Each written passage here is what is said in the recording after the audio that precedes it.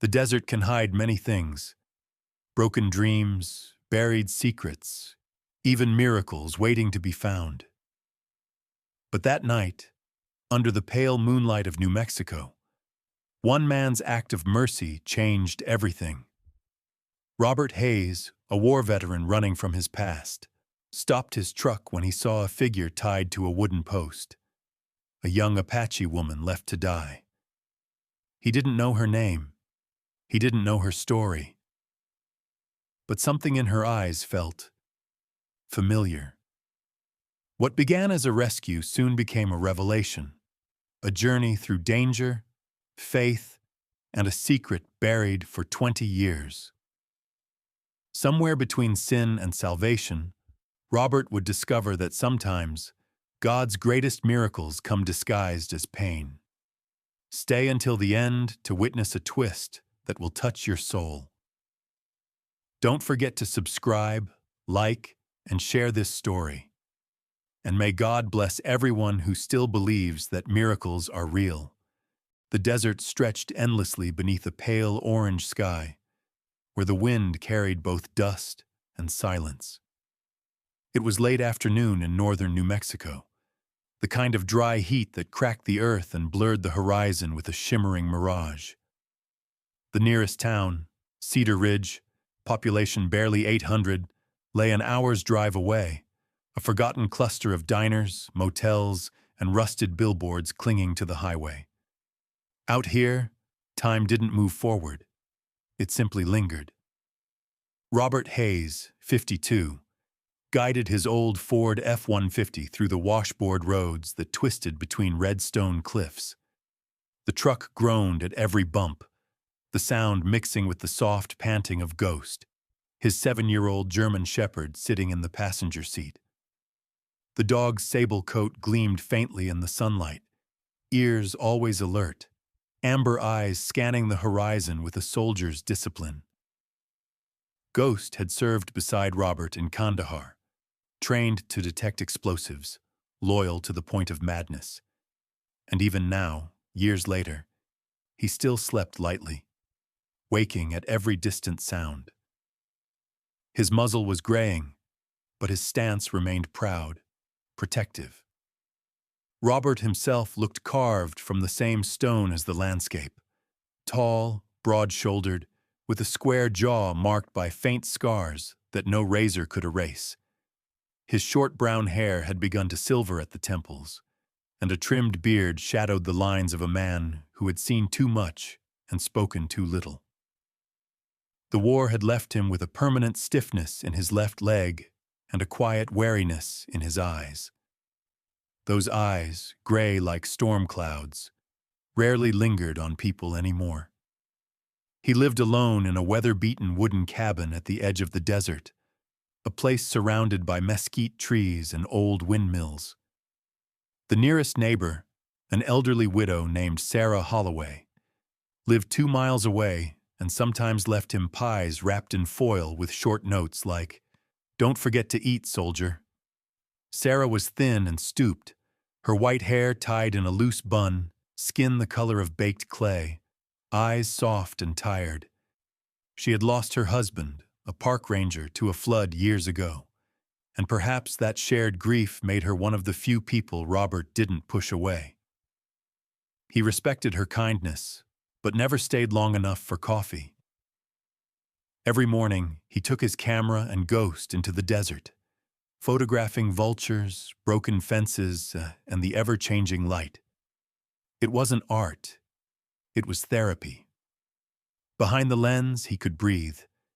It was his way of silencing the memory of Emma, his late wife. She had died of cancer while he was deployed overseas.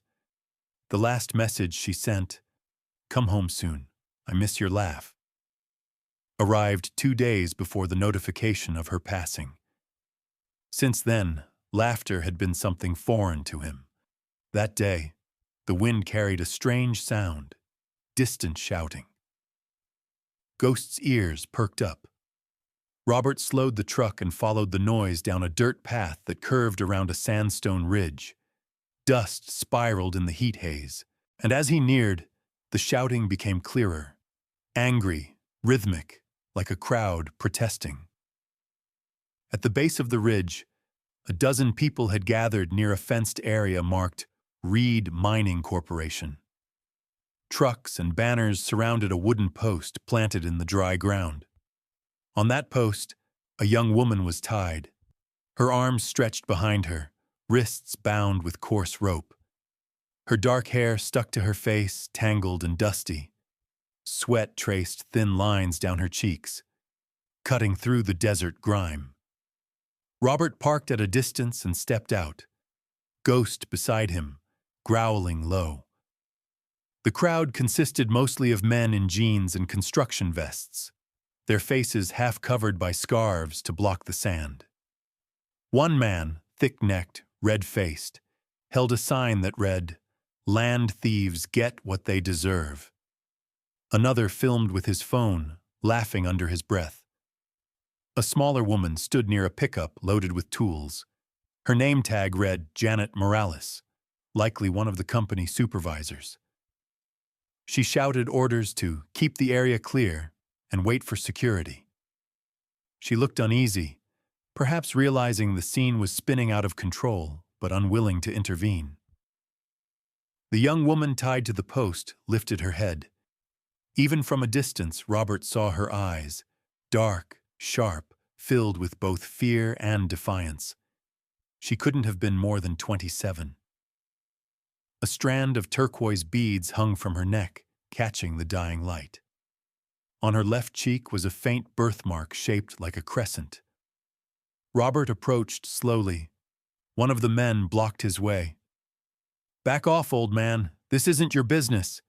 He ignored the warning. "What's going on here?" "She trespassed on company property," another said. "Trying to steal files or whatever those eco-terrorists do." "She says her name's Alina Swift," Janet added, her voice taut. "Claims she's some kind of activist from the reservation. The sheriff's on his way." Robert looked at Alina again. There was something in her face, a mix of resilience and exhaustion, that froze him. It wasn't pity. It was recognition, though he didn't know from where. Alina met his gaze. Her lips were dry, cracked. When she spoke, her voice was hoarse but steady. "They're dumping waste on sacred land. I just came to take photos." The men laughed. "Sure you did, sweetheart." Robert's hand flexed at his side. He had seen cruelty before, men who used authority like a weapon. But this felt different, more insidious. The heat pulsed through his skull, mixing with anger. Ghost stood tense beside him, fur bristling, eyes locked on the men. Janet checked her phone again, muttering, "Sheriff's still 20 minutes out." "Then we'll make her talk before he gets here," someone sneered. Robert stepped forward. "You'll do no such thing." The man turned. "Who the hell are you?" "Just someone who's had enough of watching cowards hide behind badges and fences." His voice was low, the kind that made people hesitate. For a brief moment, silence fell. The wind whipped through the signs, tearing one loose. Alina's eyes flickered with surprise, then with something else. Hope, faint but alive. Then Janet finally barked, "Everyone back off! No one touches her! We wait for law enforcement. Understood?" Grumbling filled the air, but they stepped away. Robert stayed until they began to disperse, then slowly backed toward his truck. Ghost followed, glancing over his shoulder as if unwilling to leave. As Robert drove off, the sun dipped behind the mesa, painting the desert in red and gold. In the rearview mirror, he saw Alina still tied to the post, her silhouette small against the burning sky. He pressed harder on the gas pedal, trying to convince himself that walking away was the right thing. She wasn't his problem. None of it was. But as the road curved along the canyon rim, Ghost gave a short, low whine, the kind he used on patrol when something was wrong. Robert exhaled through his nose, jaw tight. The desert night was coming fast, and with it the memory of all the times he'd arrived too late. He looked at the horizon once more, the place where the girl's outline had vanished into dusk. "Damn it," he muttered. He turned the truck around, headlights slicing through the gathering dark, heading back toward the ridge. Night had settled like a heavy blanket over the desert, thick with the scent of dust and sage. The moon hung low, casting pale light over the barren ridges. In his cabin, Robert Hayes sat by the window, the faint hum of the ceiling fan the only sound besides Ghost's restless breathing near the door. The dog's ears twitched at every distant howl of the wind, and occasionally he growled, a deep rumble that echoed off the wooden walls. Robert stared at the clock. Nearly midnight. He hadn't been able to sleep. The girl's face, sunburned, bound, her eyes still defiant, kept haunting him. He poured another cup of black coffee, though his hands shook slightly as he brought it to his lips. Ghost barked suddenly, sharp and urgent. Robert rose, peering out through the cracked blinds. The wind had picked up, swirling dust across the yard, but Ghost's attention was fixed on the darkness beyond the fence.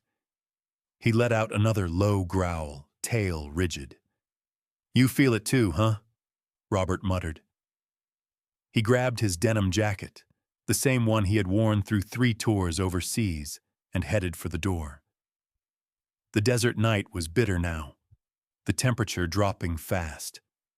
Ghost leapt into the passenger seat of the Ford as Robert started the engine. The headlights cut through the darkness, illuminating the dirt road back toward the ridge. The wind howled around them, carrying with it the faintest echo of voices, or maybe just memory. After 10 minutes of driving, he saw the flickering light ahead, the same place where the crowd had gathered earlier. Now the site was deserted except for a single figure still tied to the post. The wind snapped the caution tape like a whip. Robert stopped the truck, stepped out, and approached. The sand stung his face. Alina Swift's head hung low, her dark hair plastered against her cheek. Her skin looked pale in the moonlight, cracked with dust and dried blood. Her lips trembled as he neared, and her voice came out as a whisper barely carried by the wind. "Please, untie it." The words were fragile, almost a prayer. Robert hesitated for a heartbeat. Years of following orders, of knowing when to intervene, all clashing with the instinct that had made him turn back.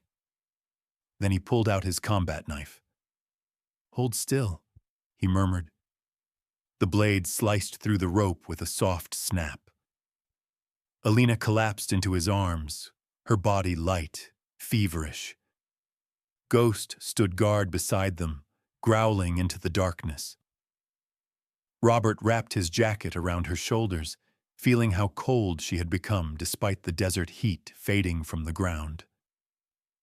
He carried her to the truck, laying her gently across the seat.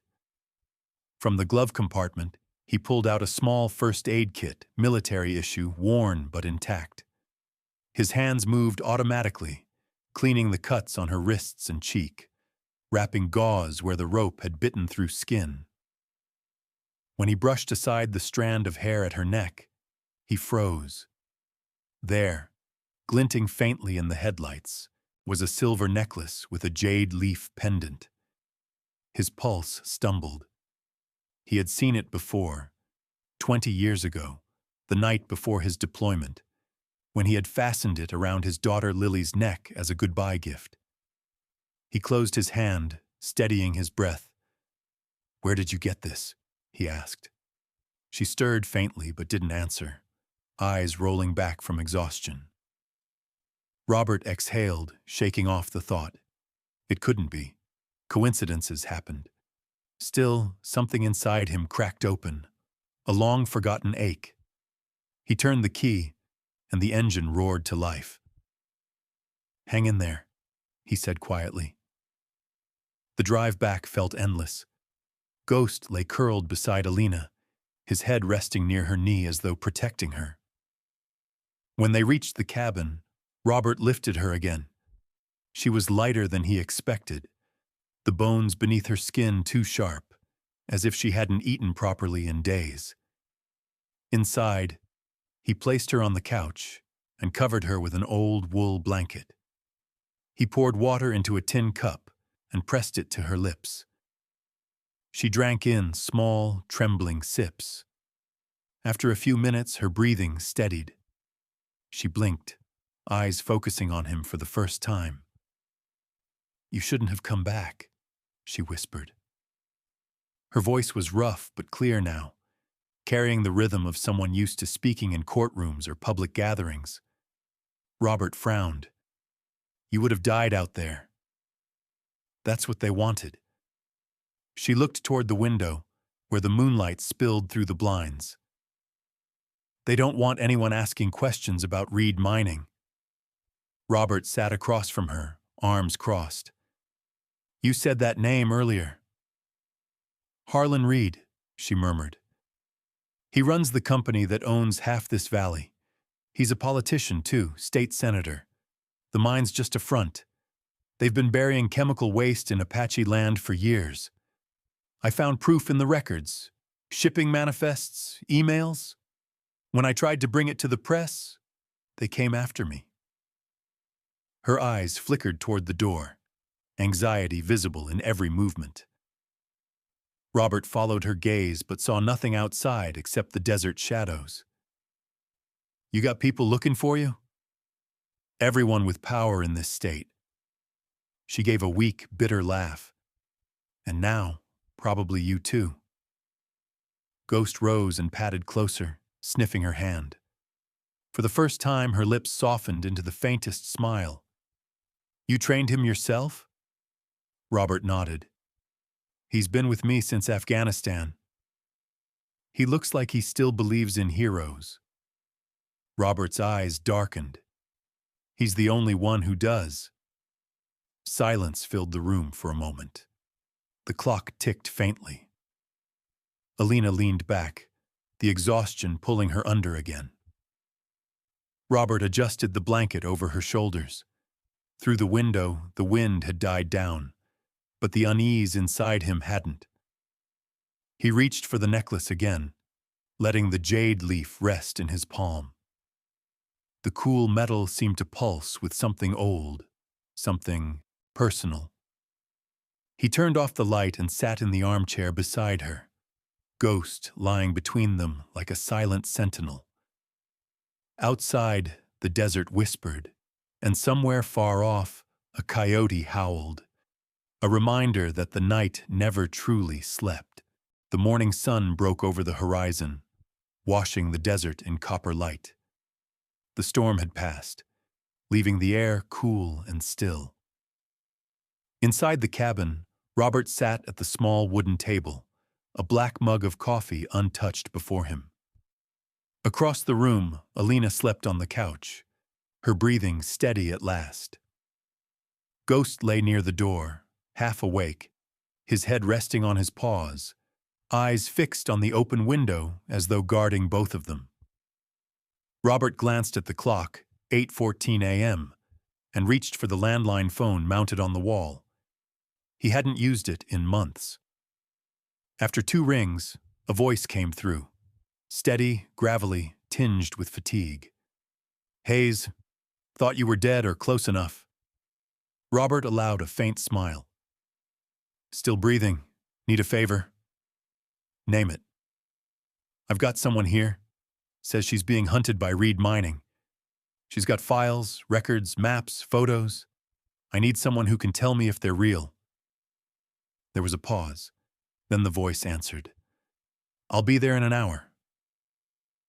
True to his word, Nathan Cooper arrived 45 minutes later in a dark green Jeep covered in dust.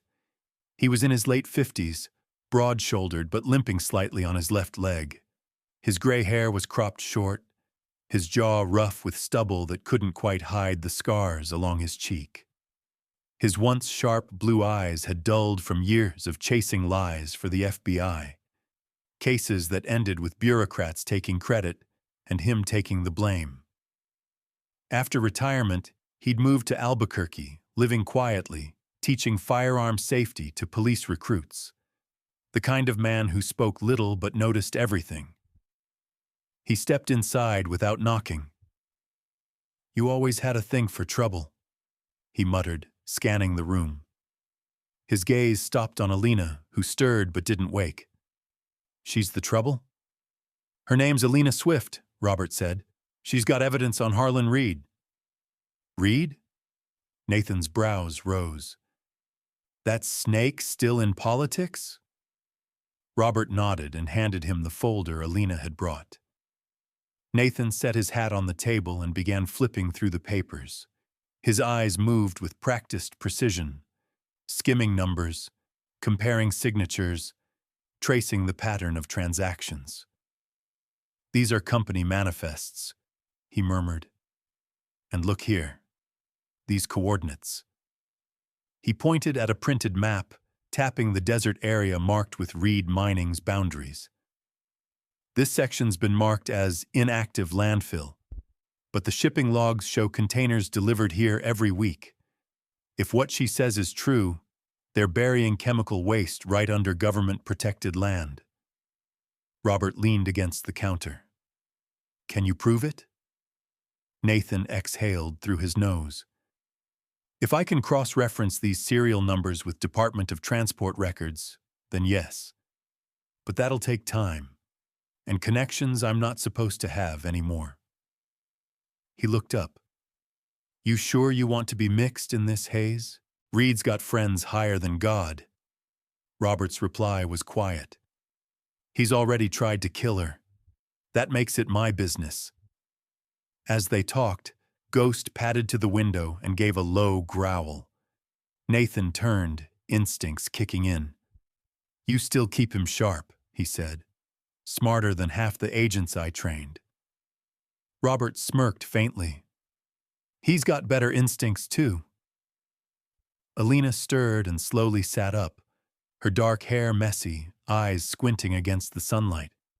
She looked fragile but composed, the exhaustion in her face softened by a quiet resolve. "Who's your friend?" she asked. "Nathan Cooper," Robert replied. "Used to work for the Bureau." Nathan tipped his head slightly. "And you must be the reason Hayes broke his vow to stay out of the world." Alina gave a faint smile. "Guess I ruined your peace, Mr. Hayes." "Didn't have much of that left anyway." She reached for the folder and pulled out a photograph, an aerial shot of desert trenches filled with sealed barrels. "That's what they're hiding," she said. "The waste leaks into the groundwater. People on the reservation have been getting sick for years. My mother died from it." Her voice cracked slightly, and Robert felt something twist inside him. He asked gently, "You said you were adopted?" Alina nodded. "After the fire. I don't remember much, just smoke, heat, and running. A white couple found me near the border, the Bennetts. They raised me in Santa Fe. Good people, just... I always felt like I didn't belong, like something was missing." She paused, rubbing her wrist absent-mindedly. "Sometimes I dream about a woman singing near a fire. A lullaby in a language I don't understand." Robert looked out the window, his throat tightening. "What song?" She hummed softly, and the sound froze him. It was the same melody Emma used to sing to their daughter Lily before bed, a song he hadn't heard since before the war, the same melody that had played in his dreams for years after losing them both. Ghost whimpered quietly, picking up on his master's unease. Nathan watched Robert silently, recognizing that look, the haunted expression of a man realizing the past might not be buried after all. "You okay, buddy?" he asked. Robert forced a breath. Yeah, just ghosts. For the rest of the morning, they worked in silence. Nathan copied key data from the documents onto a flash drive, promising to send it to a trusted contact in Washington. Alina dozed again, her head resting against Ghost's flank. The dog didn't move, his steady breathing like a lullaby. As the day waned, Robert stepped outside, letting the wind hit his face. He watched the horizon, painted in gold and violet. The war had taught him to distrust hope, but now, for the first time in decades, something inside him stirred, something both fragile and dangerous. When he returned, Nathan was already packing his things. "You'll need to move her soon," he said quietly. "If Reed's men don't find you tonight, they will tomorrow." Robert nodded. "We'll be ready." As Nathan drove off into the dusk, Robert stood by the window again, watching Ghost shift positions near Alina. The girl murmured in her sleep, whispering fragments of that same lullaby. Robert sat down, staring into the fire, lost between the present and the past. Outside, the desert wind began to rise again, carrying with it the ghosts of everything he thought he had buried. By nightfall, the desert was alive with static tension. News reports buzzed across every channel. Grainy footage of Robert's pickup, Alina's blurred face, and a headline that twisted everything. Veteran abducts native activist, police seek information. On local radio, a clipped voice read a public statement from Senator Harlan Reed, his tone polished, righteous. This dangerous individual must be stopped before he harms anyone else. Then came the announcement, a $100,000 reward for any information leading to Robert Hayes' arrest. Inside the small cabin, Robert stood frozen, the TV's flickering light cutting across his worn features. His knuckles whitened as he muted the sound. The betrayal in the air was suffocating. Years of distrust toward the system had hardened him. But this, being hunted again, this time by his own countrymen, still burned. Alina sat at the edge of the couch, her hands trembling around a cup of water. Ghost lay beside her, his eyes fixed on the door, ears twitching with every distant sound. Nathan Cooper paced slowly, reloading his sidearm with mechanical precision. The habit was muscle memory from years of raids and broken promises. "Reed moves fast," he said, voice rough. "He's got state police, private security, and the damn media in his pocket. Once they spin this story, you're the villain." "We can't stay here," Robert said quietly. "Agreed," Nathan replied. "But if we move now, we'll draw attention. I'll hold them off while you take her out through the ravine." Robert frowned. "You're not dying in my house, Nate." Nathan smirked faintly, his eyes glinting under the lamp. "Relax, soldier. I've danced with devils before. I just plan to make the music loud enough for you to disappear." Before Robert could answer, Ghost lifted his head and gave a sharp bark. His fur bristled, eyes glowing amber in the low light. "They're here," Robert muttered. The first bullet shattered the front window, spraying glass across the room. Then another hit the doorframe. "Move!" Nathan barked, ducking behind the table as Robert pulled Alina toward the back exit. Outside, the desert roared with engines. 3 black SUVs cresting the ridge, headlights sweeping across the property. Men in tactical vests fanned out, armed with rifles and night vision goggles. They were professional, mercenaries, not cops. Alina froze near the doorway. Robert grabbed her wrist. "Stay behind me." Ghost bolted forward, teeth bared, growling fiercely at the shadows closing in. The firefight erupted, thunder in the still night. Muzzle flashes lit the walls as Robert fired through the kitchen window, dropping one of the attackers. Nathan's voice cut through the chaos. "Go, I'll cover you!" He fired 3 clean shots before diving behind the couch. Robert dragged Alina toward the truck parked behind the shed. Ghost followed, barking in warning. As Robert opened the driver's door, a gunman appeared from the side of the cabin and fired. The bullet whistled past Robert's shoulder and struck Ghost's side.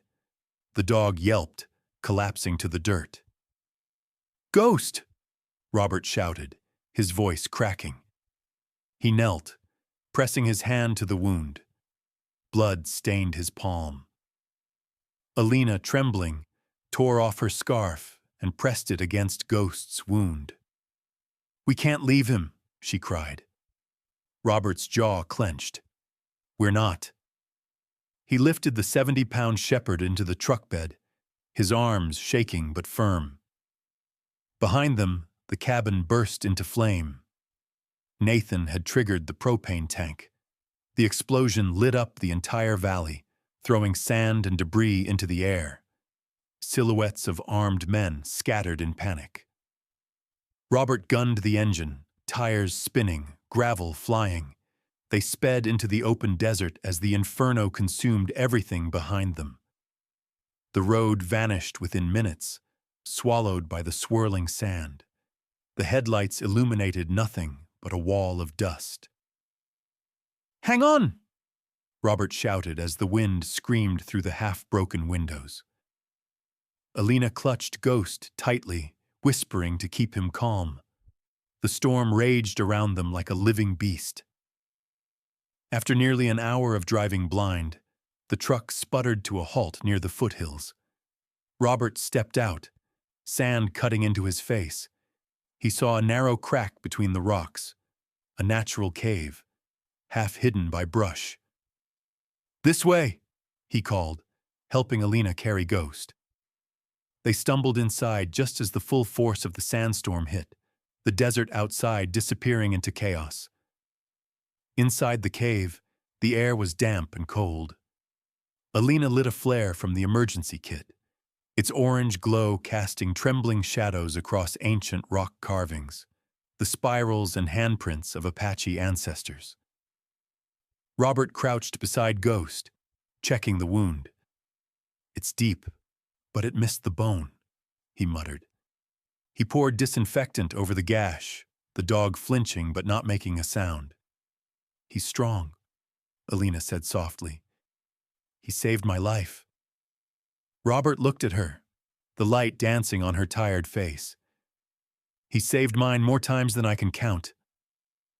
As the wind howled outside, Robert finally noticed the curve of a scar on Alina's shoulder, a small crescent-shaped mark, just visible beneath her torn shirt. His breath caught. He reached out without thinking, his fingers trembling. "Where did you get that?" he asked quietly. She glanced down. "I don't know. It's always been there." "Why?" Robert's eyes filled with disbelief and something deeper, hope, grief, fear, all tangled together. "Because my daughter had the same mark," he whispered. For a long moment, silence filled the cave, broken only by the wind moaning through the cracks. Alina stared at him, confusion and disbelief crossing her face. "What are you saying?" Robert swallowed hard, voice barely audible. "I'm saying, you might be Lily, my little girl." The flare burned low, casting both their faces in dim orange light. Outside, the storm screamed like the past, refusing to stay buried. The desert night faded into a thin veil of gold as the first light crept over the sandstone cliffs. The air smelled of dust and iron, and the wind that had screamed all night had finally fallen silent. Inside the cave, Robert sat awake, his back against the stone wall, eyes fixed on the dying ember of a flare. Alina slept beside Ghost, who lay curled against her legs, his breathing shallow but steady. A clean bandage covered his shoulder, and despite the wound, His ears twitched whenever Robert moved. There was something calming about the dog's quiet endurance. He had bled for them, and yet his gaze, when it lifted, held nothing but trust. By mid-morning, the storm had passed, leaving behind a world polished and raw. Robert helped Alina into the truck, and they began the long drive toward Santa Fe, their tires cutting fresh tracks across the empty desert floor. The highway unfurled like a ribbon of light, stretching endlessly beneath the brightening sky. Alina sat silently, the wind tousling her dark hair as she stared out the window. Robert kept his hands steady on the wheel, though his heart felt like it was carrying 2 decades of unanswered questions. Every few miles, Ghost lifted his head from the back seat, watching them both as if he understood more than he should. When they reached the outskirts of the city, Robert spotted a black SUV parked by a diner. Standing beside it was Nathan Cooper, bruised, dusty, but alive. His left arm was in a sling, and his face bore a thin cut across his cheek, yet his posture was as defiant as ever. When Robert stepped out, Nathan's mouth curled into a faint grin. "You didn't think I'd miss the ending, did you?" he said. Robert shook his head, gripping his friend's shoulder. "You stubborn bastard." Nathan laughed softly. "Takes one to know one." Inside the diner, they met Agent Marcus Bell, a federal investigator in his 40s. He was tall and sharply built, his suit pressed, but his expression weary. A thin scar crossed the bridge of his nose, the kind earned from too many years chasing men like Reed. His eyes were steel gray, disciplined, but not cold. There was a kind of weary integrity about him, a man who still believed in justice but had seen too much of its price. "Hayes," he greeted, shaking Robert's hand firmly. "Cooper told me what you've got. I've been waiting for a break on Reed for 5 years." Robert handed him the sealed folder. "This should give you more than a break." Marcus flipped through the documents and glanced at Alina. "You're the whistleblower?" Alina nodded, her voice steady despite exhaustion. "He's been poisoning our land. My people have been drinking that water for decades. I won't let him bury the truth anymore." Bell looked at her with respect. "Then we make this public fast. Reed's people are still trying to spin their story. You're going to testify, but I can't guarantee your safety once this goes live."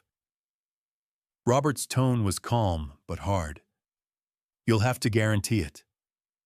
Bell studied him for a moment, then nodded. "I'll do what I can." That afternoon, inside the Santa Fe Federal Courthouse, the tension was thick enough to taste. News crews gathered outside, their cameras glinting under the bright sun. Inside, the air smelled of paper, sweat, and nerves. Alina sat at the witness table, a small microphone in front of her. Her posture was straight, her eyes calm, though Robert could see her fingers trembling slightly beneath the table. Across the room sat Harlan Reed in his tailored suit and practiced smirk. His hair was slicked back, his skin pale under the fluorescent lights. The arrogance that had built his empire now clung to him like a sickness. As the hearing began, Nathan and Robert sat in the gallery beside Marcus Bell. When Alina took the stand, her voice was soft at first, then stronger as she began to describe what she had found. The hidden ledgers, the buried barrels, the names of bribed officials. She showed the photos on the projector, images of rusted containers leaking fluorescent waste into dry riverbeds. Murmurs rippled through the room. Reed's lawyer objected twice but was overruled. Then Alina played the final piece, a video of Reed himself ordering the disposal, recorded unknowingly by one of his own workers. Reed's mask cracked. He stood abruptly, slamming his fist on the table. "You lying little—" he started, reaching under his coat. Marcus Bell was faster. Within a second, his gun was drawn and trained on Reed. "Don't!" Bell warned. The guards rushed in, forcing Reed to the floor as the courtroom erupted in shouts and chaos. Reed's eyes darted toward Robert, burning with hatred. "You think this changes anything?" he hissed. "Men like me always get out." Robert's gaze didn't waver. Not this time. When it was over, Reed was handcuffed and dragged away, his empire collapsing under the weight of evidence. Outside the courthouse, the sun was blinding, the sky a clear, impossible blue. Reporters swarmed, but Robert and Alina slipped through the back exit with Marcus Bell's help. In a small medical van parked nearby, an agent handed Robert a sealed envelope. "DNA results," she said simply. Robert opened it, his hands trembling slightly. The words blurred for a moment, then came into focus. Lily Hayes. Confirmed biological match. His knees nearly gave out. Alina looked at him, uncertain. When he met her eyes, tears glimmered in his. "It's you," he whispered. "My Lily." Alina froze, then stepped forward, emotion breaking through her composure. She wrapped her arms around him, sobbing into his chest. Robert held her tight, his whole body shaking as 20 years of guilt and loss melted into relief. Ghost, sitting beside them, gave a soft bark, tail thumping weakly against the pavement. Later that day, they left the city behind. The truck hummed along the empty highway, the desert stretching before them in shades of amber and gold. Ghost rested his head between the seats, the wind tousling his fur. Alina leaned her head against her father's shoulder as the sun began to dip, painting the horizon in crimson light. Her voice rose softly, almost carried by the wind itself. "Between two worlds, white and Apache, I am the river. And where you stand, Father, is the shore I have finally found." Sometimes God doesn't send us miracles in lightning or thunder. He sends them quietly, in the form of a lost child finding her way home, in a father's heart learning to love again, and in a wounded dog that refuses to give up. Out there under the same endless sky, grace still works in silence. Robert thought the war had taken everything from him, his faith, his family, his reason to hope. But the desert had one last miracle waiting: forgiveness. Because when love finally found its way back, it wasn't through power or wealth, but through mercy. Maybe that's the message we all need today, that no matter how far we've wandered, God's grace can still find us. Sometimes healing begins not with a victory, but with a whisper: "You are not lost." So if this story touched your heart, take a moment to share it with someone who might need a reminder that miracles still happen. Leave a comment below. Tell us what this story means to you, or who you're praying for tonight. And if you believe, as we do, that hope still lives even in the hardest deserts, please subscribe, like, and share this story so more hearts can feel it too. May God bless you, your family, and every soul still searching for their way home.